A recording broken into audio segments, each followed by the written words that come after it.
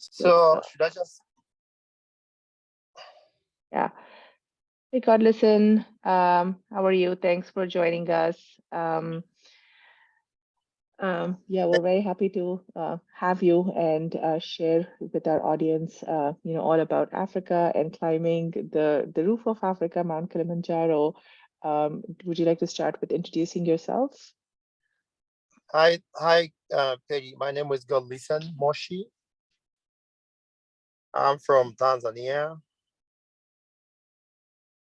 I was born and raised in the foot of Mount Kilimanjaro, and I've been guiding on Kilimanjaro for more than 100 times. And I live in Arusha, and I do my work in Arusha.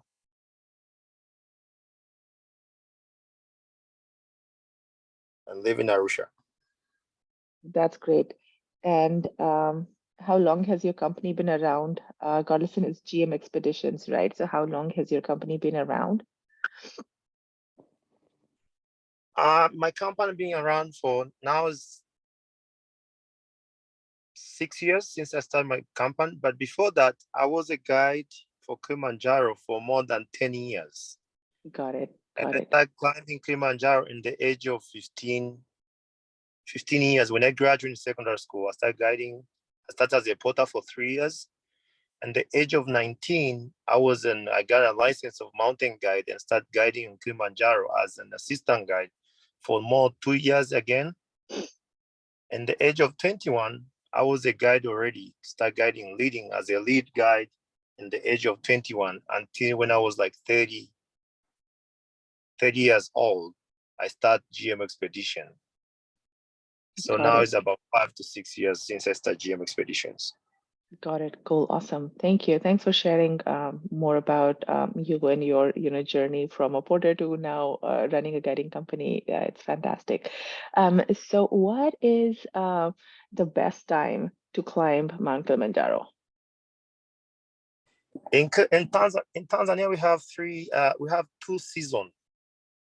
The best season we have low season and high season. The best season to climb is June, July, August, September, October. And we slow a bit in November, and we peak again December, January, and March. And then from mid of March to May, to mid of June, it's quite slow, not much business because of the rain in the mountains. So the best time, we always recommend people to do Kilimanjaro with no rain, no need to worry about the rain, is July, August, September. It's really dry, no rain. It's the best time to climb without rain. But mid of December and to February and March, always have rain during the afternoon. Got it. And what is your winter and summer? Winter starts in April to May. Got it. Got it. Cool. No, that's super helpful. And then there's so many different, routes that you can take to climb Mount Kilimanjaro. Can you explain to us a little bit about, these different routes and which routes should people be considering based on what are the different criteria they should be considering different routes?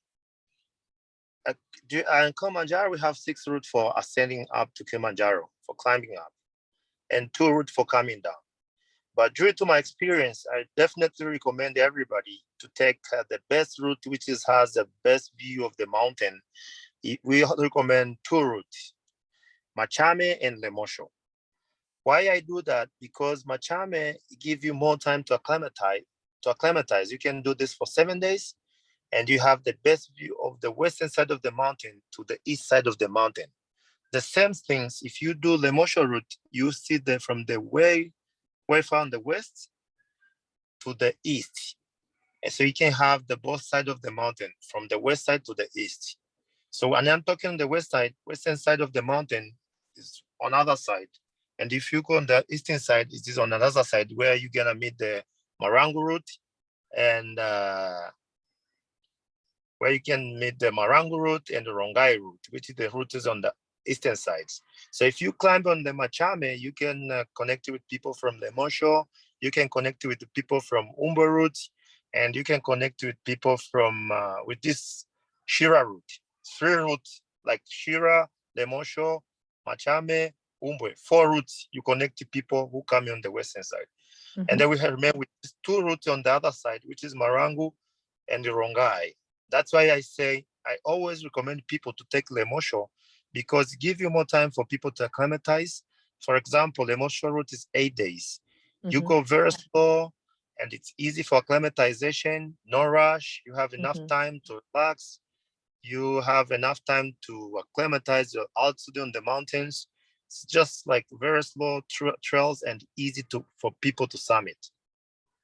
Got it. So people mostly choose Machame route because it's shorter than takes fewer days. It's short a little bit, but it give you 7 days. Also, you can do for 7 days camping. Fantastic, easy one. Got it. Because you can do it in 6 days or you can do it in 7 days. And You can do Lemosho it. is 8 days. Yes, definitely. Got it, got it. And any other difference other than the duration and the length of the route and the views? Are those the main differences, or are there any other differences in the routes in terms of the infrastructure available on these routes, etc., like public toilets? Is there any other difference? And this on this western side routes, we always use like our own private toilets to keep more nice and clean. Yeah. And it's as I say, it offer more scenery, more Mm-hmm. view Mm-hmm. than the other. Yes, Got that's it. why we definitely recommend those 2 routes because we know what the best things people they can see. Got it. Got it. But Cool. for people have more time to do. If they can, if someone has more time to do 8 days, Mm-hmm. it's perfect. If you have more time to do 7 days, it's also perfect. Mm-hmm. It just 8 days. Day one is pretty much shorter than 7 days. 7 days. Day one is quite a little bit longer. Has that kind of difference experience? Yeah. Got it. And how are the Rongai, Shira, and all these other routes different? Who takes those routes? Who are the people who you would recommend those other routes to? For the Marangu routes, you mean the Marangu route? Yeah, I mean, I'm wondering about all the other apart from Lemosho and Machame, people who do those other routes. What are the considerations? If you do Marangu route, you stay in the huts. Got it. You stay in the huts. You don't stay in the tents. It's Understood. very easy trails. We call that Coca-Cola route because it's just easy to go all the way to go to go to the base camp before summit. But it's kind of a little bit tricky from the base camp to go to the summit. It's kind of a little bit steeper to the summit compared to the other side, western side routes. From the base camp to go to the summit, it's much easier compared to what adventure trips. The adventure trip, we camp our clients to a Kosovo campsite, 16,000 feet, where people start from there. It's much easier to go to the summit from there. Got it. So you call the Machame route the whiskey route and the Merangu route as a Coca-Cola route? Coca-Cola route, yeah. So it's and Machame is called whiskey route because it's tougher? Yeah, it's tough. It's real Got it. tough. Day one and day two, it's getting really long. Day one, you spend like 7 hours to get to the camp, almost the whole day. Day two, it's starting very steep from the camp. It's very steep. That's why they call that whiskey. As you go on Machame route, most of the trails is very steep. Compared to the Mosho route, day one is really short. It's about 3 hours. You're in the Mm-hmm. camp. You stay Mm-hmm. at like 9,000 feet. You relax. And then day two, it's long day, but it doesn't start that steep. It starts gradual. But at the Mm-hmm. time you get like 11,200 feet, I Mm-hmm. mean, by the time you get like 10,200 feet, it starts a little bit steeper, but not that much steeper compared to the other side. Got it. That is super, super helpful. And how does one get there? Where does the climb start from now that we know what's the best time to do and you've decided which route you want to do? How do you get there? And where does the climb start from? The most climb starts, it depends on where people they if you people want to stay in Arusha, then people they can depart from Arusha to the gates. And how to get there? People just have to fly to Kilimanjaro, Mhm. check your company you want to go with. Once you find the company you want to go with, you come, we pick you up at the airport, Kilimanjaro International Airport, drive you to Arusha, stay in the hotel we will have for you. And the next day we drive like 3 hours to get to the gates and 1 hour to get the gate, depending on which route you take. Macham is like 1 hour, the most like 3 hours to drive. By the time Mhm. you get there, the registration you start right after. Most of day one people they'll be starting like during the afternoon, like around the afternoon. Yeah. Got it. So you have to go with a guiding company, right? You can't go hike up Kilimanjaro yourself because you need to go with a licensed company. Yes, you need to have a licensed company because if you don't go with any company which is licensed, it can in case of anything happen on you in the mountain, there is no place you can go. That's gonna be your own issues. You need to have make sure you have the company. There is a lot of small companies down here. There are like thousands of companies. People they offer stuff and they don't promise to the clients. And by the time you book with GM Expedition, you come here, you don't see GM Expedition, you see something different. So we don't do that. We're trying to do something different. We do something different to our clients to make sure like everything. So like everybody, most of the guides they have, we call them pocket tours on the and the people they have on tour in the pockets take money from the people and sometimes they disappear. So it's better you pick something you pick a company you trust, like you pick Adventure Trip in America.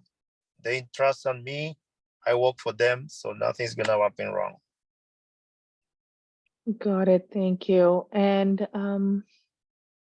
so let's talk about now if now folks know what's the best time to go, which route, and then we've also figured out how to get there. Now, as we start preparing, right, people who are thinking of climbing next year in 2023, um, how long does it take to train for it? Assuming people have some baseline fitness and they work out regularly, then how long it takes to train and how should they train for Mount Kilimanjaro? How do you recommend folks train for climbing this mountain? Because Kilimanjaro is not a competition place. In Kilimanjaro, we have something say pole pole. Hmm. So what I'll tell people is you can train by walking in the street and just to try to learn yourself to walk a long distance with something and back, carry a small backpack, put like 4 liters of water and something, just make like at least 10 kilos. Carry that and walk on the street in a long distance. That's going to help you a lot. That's the best training because even if you come in Kilimanjaro, we are not doing like a running or anything. We will just go pole pole. So if you have experience of walking for long distance, you're not going to have an issue. And the other thing you can do to keep your exercise, just do some stairs. Stairs very helpful. Like you can go up, but you don't need to do running upstairs. Just do normal hiking up and down, up and down, up and down stairs, but maybe 5 times a day. That's gonna give you a breath, constant stay in good breath. As I say, you can even walk. Like as you walk, just keep in your mind on Kilimanjaro, not running. We're just gonna do pole pole, slowly and you by the time you do your pole pole hike, you have if you can walk like an hour or 2 hours, 3 hours walking, you definitely will be fine. And you can have your trekking pole, get the experience, start walking with your trekking pole, use your poles, your trekking boots. It's just about we always say it's about your mind. So you just have to set your mind that slow and steady, no rush. So pole pole is the trick. It means slowly, slowly. Yes. Got it. And how long do you think they should be training for? Like 2 months, 3 months, 4 months? What do you two recommend? months 2 months is good. 2 months I think is definitely good. Got it. I'm guiding some people with the different they're in bad shapes. They never did any experience, and they always do it because we encourage them to follow our rules. By the time you follow our rules and you don't panic, not stress out, you definitely do it. perfect. You'll do it really good. So if you Got it. climb by pressure yourself, you can make it. You just have to slow down, listen the guide, and walk slowly. No rush. You'll definitely do it. Got it. And so yeah, you do take it slow and easy. 2 months is enough. Can you give us a sense of what is the distance that folks will be hiking on a daily basis, and what is the elevation? If you give us a sense of that for maybe let's start with Machame route and then Lamosho route. Yes, so for example, if you took Machame route, yeah, the best before you starting the trek is you'll be starting from 4,000 to go for 4,600 something, Mm-hmm. and you go to 10,000 feet. Mm-hmm. That's where they stay. It's about 6 hours apart walking. Got it. So they Yeah, climb almost, you said you start from 4,000 and you get to 6,000. You said it's about 2,000 feet elevation gain. And how many kilometers or miles?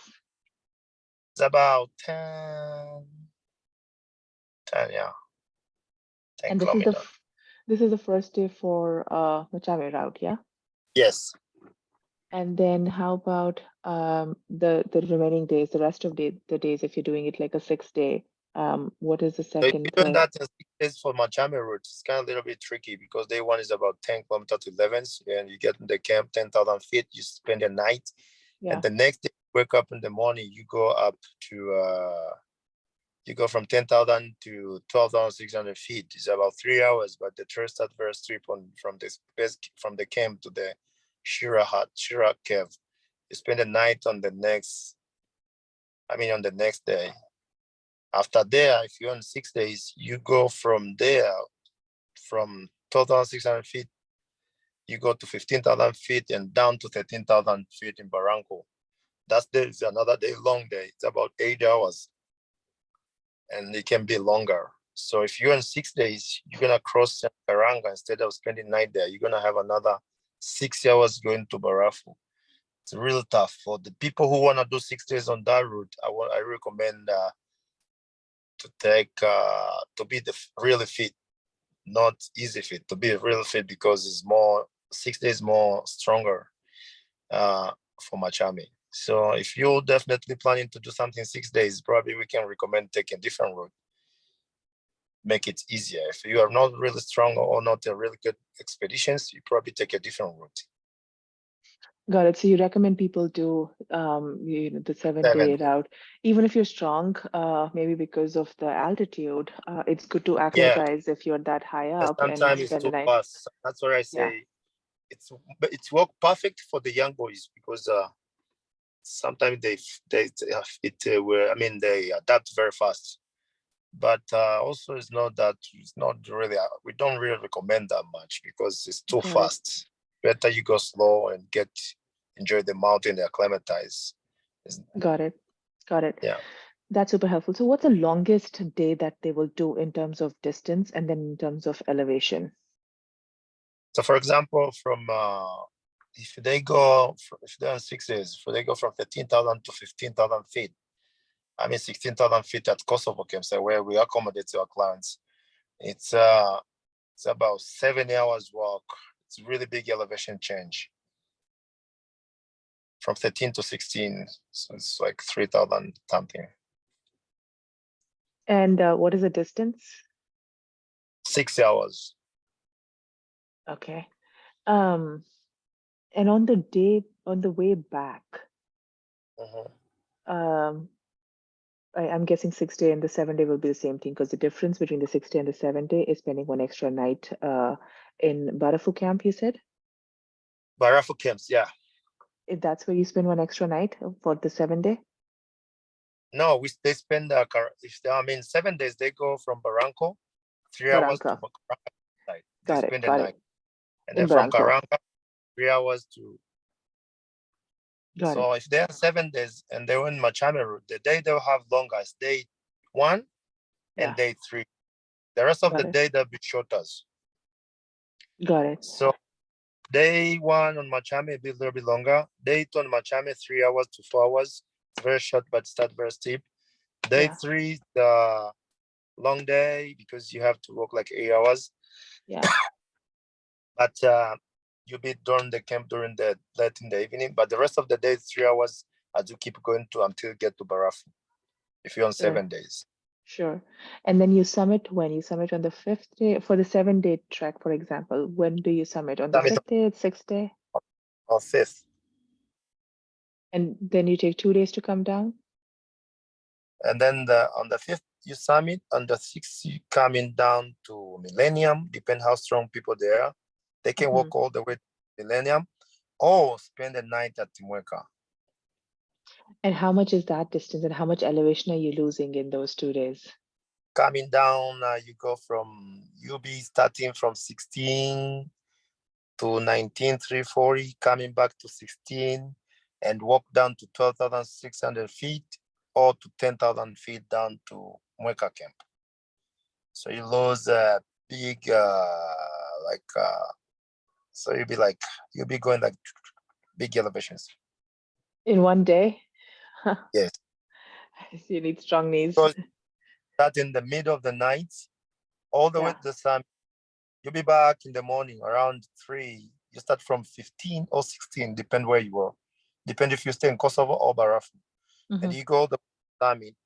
You get there 19,340.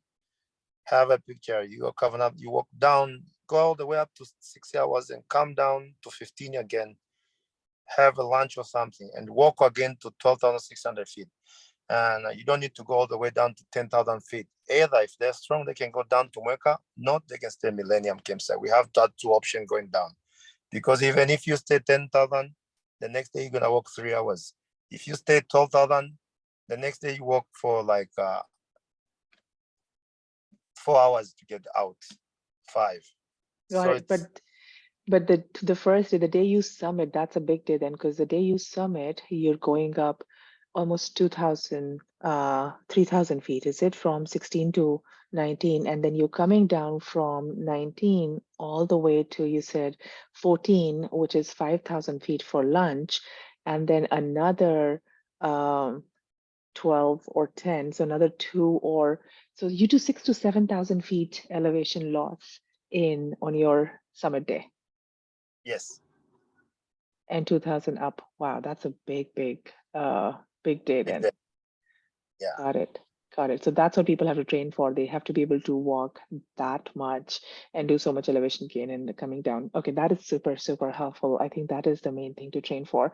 Um, and then let's talk a little bit about, the altitude. It's so high, it's so tall. Uh, how do you recommend people train for altitude in their training? And then do they come prepared in any way with medications or something else to be able to deal with altitude? In terms of the altitude, because as I know in the America sides, there is no more than 14 feet rise. The highest point Correct. 15,000 feet. So in terms of altitude, I'll just say people just need to be prepared in his mind. Keep on drinking and slow and walk down. Drink at least 3 liters of waters. And also, if you can use. Some people they use Diamax, some they don't. But we always recommend Diamax. They need to check with their doctors before you come here to make sure you don't have any issues, altitude issues like any medication, any problem with medical stuff. That's what we always recommend people. But in terms of altitude, as you go slowly and you follow the rules and you drink enough, I think you'll definitely be fine. I've been doing this for 10 years, and I've been encouraging people like how they can, and encourage people to follow the rules, and they've been doing great. I can have a good example of one of my clients I guide before, and recently last this year he summit Everest, and he was like, "Oh, listen, I have money to climb Everest," but he never thought like when he come here, he was like, "For this training you give to me here to go slowly and drink lots of waters, I see it's working perfect because he did something somewhere, Denali or something, and he didn't make it because they didn't follow the rules as they were doing Kilimanjaro. So he was like, if we can follow going pole pole as we do here, I think I can do any mountain because I don't need to rush to get there. Like, yeah, you just have to go slowly, take your time, drink water, and relax and try to eat as much as you can. Sometimes altitude can affect you. And what we do, we check our plants every day to make sure you are okay. We have pulse oximeters. Every day we check with you, check the altitude, make sure you are using, I mean, you have a good oxygen and things like that. And we encourage you to use Diamax, or we give you oxygen in case of anything. In case you need oxygen, we do that. But we will check our client. We always check our clients every day with pulse oximeters, and that he can tell us this guy have an issue with altitude. This guy he can continue. This is we know how to deal with this.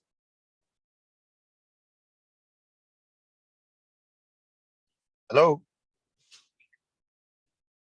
Sorry, I was muted. No, super helpful to know that you guys, the guides are all trained and your team is trained to check people's oximeters, and you monitor their water and food intake to make sure, you're monitoring them for any altitude sickness symptoms. Um, so tell me about what if somebody is actually impacted severely by altitude or has haze or HAPE? How do you guys monitor? Because you're looking at, folks, you're looking at their symptoms. One is, how do you guys, are the guides trained to decide and the team is trained to decide, when is a good time to turn somebody around and they're not looking good and they should be properly turned around? What are your protocols and procedures in place when somebody gets severe altitude sickness? As we go, as you climb in Kilimanjaro every day, as I say, we be checking every day about oxygens and all things like that. What we always do every day, as you check your client in the morning, in the evening, every day, how's my client start. Like today, I know how do you guys start. I can see your pace. As I check oxygen, I can learn from there. So I can tell this client he need to go back, or he need to continue, or she need to continue because her altitude is not in good position. She can continue because she have this an issue. So until the clients get really bad, serious, in earlier, we already know the sign. So if you check the clients and make sure in the morning you check a pulse, in the night when they wake up in the morning, you check how do you get sleep, what's happened, so things like that. We follow up like this. How did you sleep? You didn't sleep. Okay, how do you feel? You have headache, you know what to do. You can take Damax, you can to take some Advil, things like that. Ibuprofen work perfect to most of the people. Sometimes we encourage them drink some more waters. You have an issue, you check oxygen. There is no any kind of symptoms showing up. You encourage keep moving, keep on drinking, take some Advil, and sometimes it work perfect. If it does end up like that, then plants get more worse. I mean, you definitely know earlier. The sign on the mountains, someone getting altitude sickness, the sign come directly. You can check. As you check, you can determine by the plants how they work, how they start the morning, how he feel, and all the questions you ask, you can realize my plants is not feeling good because you have this and this and this, and you know how to deal with those things. And then what do you do if somebody needs to be turned around? Do you have enough? Someone need to get turned around. We have, as you pay your park fees, we pay for rescue fees, which is conducted with the national park.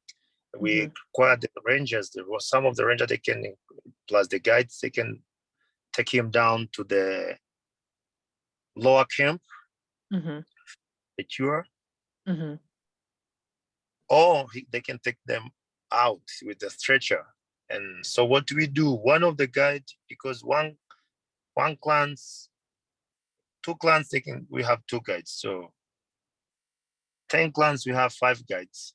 So we pick some of the POTA and one WFR guide on the team. He work with the clans down. So most of our guides are WFR. So exactly they know how to deal with the issue like that.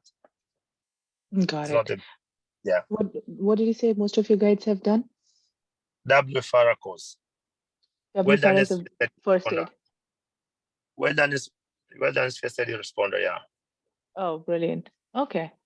Yeah. Um, that's great to know. And then is there also possibility of a helicopter evacuation in an Yes, we emergency also situation? have helicopters rescue in the mountains, but this can be applied on health insurance. Yeah, As you apply your health insurance, you can use that to yeah, cover your flights. I yeah. think now it's about three. It depends from they can pick you up from any point and fly you down to Moshi. Hmm. It's to the hospital. It costs like 2,000, 3,000, depending on how many people.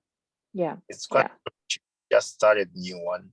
Maybe yeah. this season it's gonna be. I haven't get their price yet because it's new one. They need to Got send it. that to us, but we'll get that. Got it. It's not Yeah, that no, we expensive. Yeah, no, we always recommend folks to get that insurance which covers heli evacuation, because not all insurance policies cover heli evacuation. So yes, no, thanks for pointing that out, and good to know that the guides are trained in wilderness first responder course, and there are all these options to evacuate folks in case of severe altitude sickness. Um, I think with that, I think we're feeling ready to come and climb Mount Kilimanjaro. Just need to get ready and start packing our bags. So, what gear do we need, and what gear is provided by the guiding company?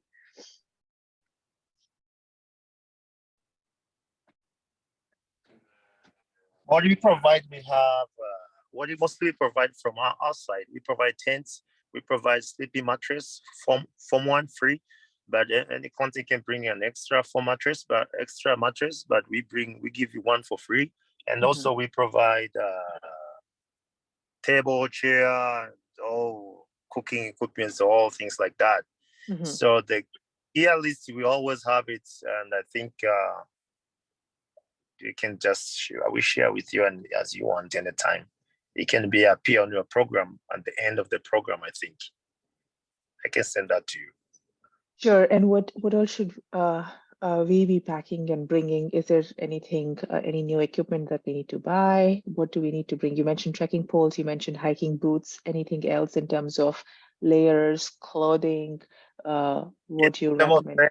the warm clothes is all we the very important gears for climbing. We have it on the list. It's a lot of the equipment. It's like small things, but it's a lot. So we have that due to experience. I prepare something like can show exactly what you need.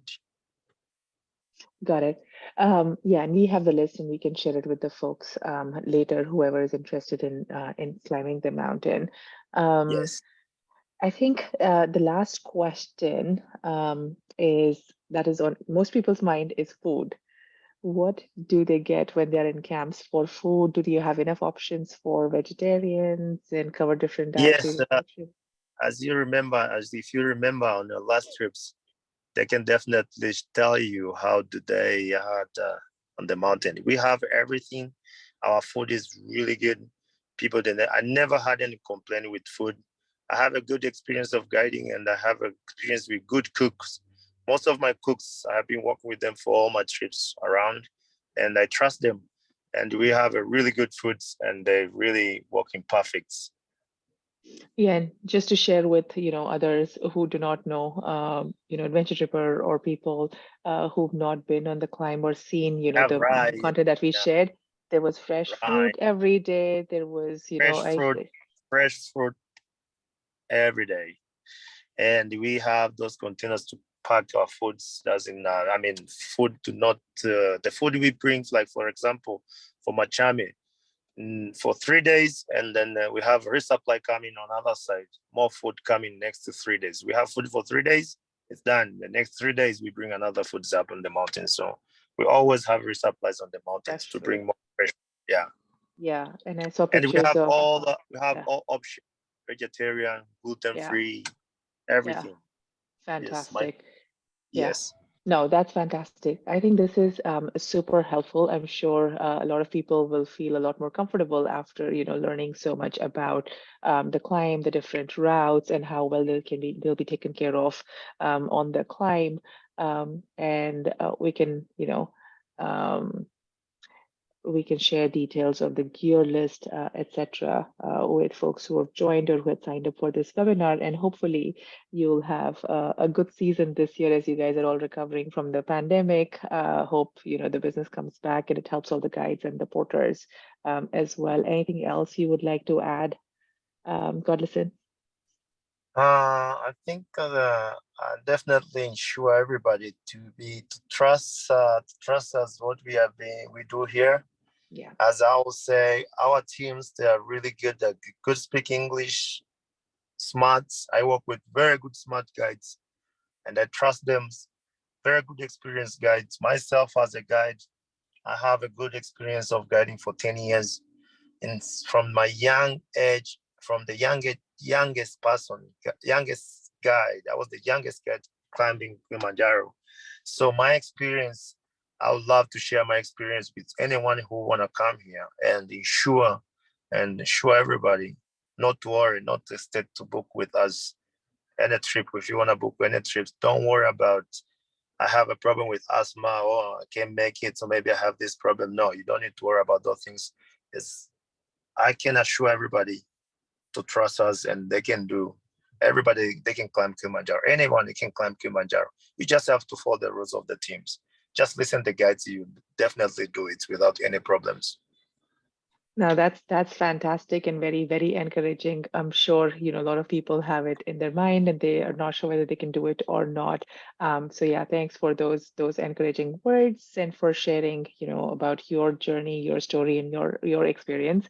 As Adventure Tripper, we spend a lot of time in scouting and vetting the best guides. So in terms of a Yes. process, we come up with a list of 10 and then we shortlist to 5 based on all these criteria, how long you've been in business. We scrape the internet for your reviews everywhere.